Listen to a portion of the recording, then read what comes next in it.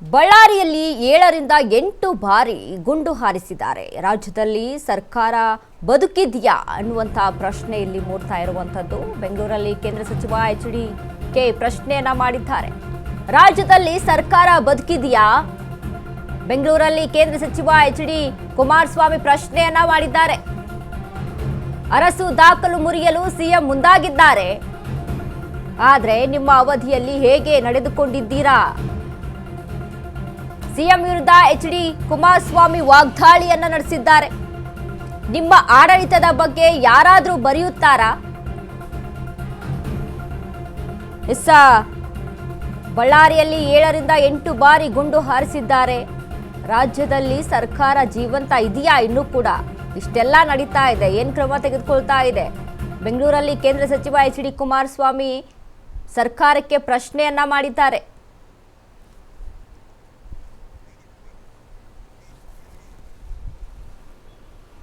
ಇಷ್ಟೆಲ್ಲ ಅನಾಹುತ ಆಗಿ ಕಾಂಗ್ರೆಸ್ನ ಕಾರ್ಯಕರ್ತ ಬಲಿಯಾಗ್ತಕ್ಕಂಥ ಅವಶ್ಯಕತೆ ಇತ್ತ?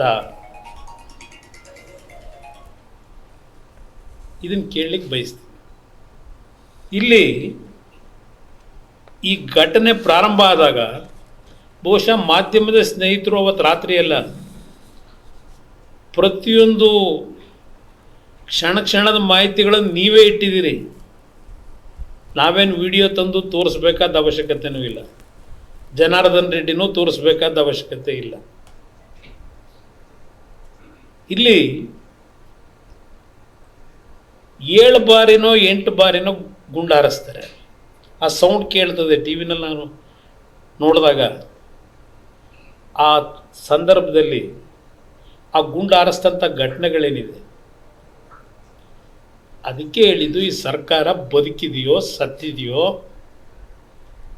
ಸಿದ್ದರಾಮಯ್ಯನವರೇ, ಅದು ಎಂಥದ್ದು ದೇವರಾಜ ಅರಸು ಅವರ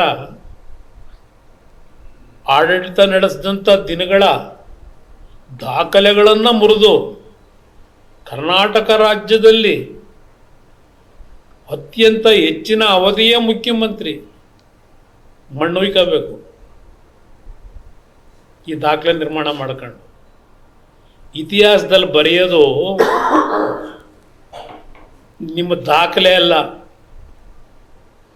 ನಿಮ್ಮ ಈ ಅವಧಿ ಒಳಗೆ ಯಾವ್ಯಾವ ರೀತಿ ನಡ್ಕೊಂಡಿದ್ದೀರಿ, ಯಾವ ರೀತಿ ರಾಜ್ಯದ ಜನತೆಯ ರಕ್ಷಣೆ ಮಾಡಿದ್ದೀರಿ, ನಿಮ್ಮ ಆಡಳಿತದ ವೈಖರಿ ಏನಿತ್ತು, ಇದನ್ನು ಮುಂದೆ ಯಾರಾದರೂ ಒಬ್ಬ ಇತಿಹಾಸಕಾರ ಬರೀತಾನೆ.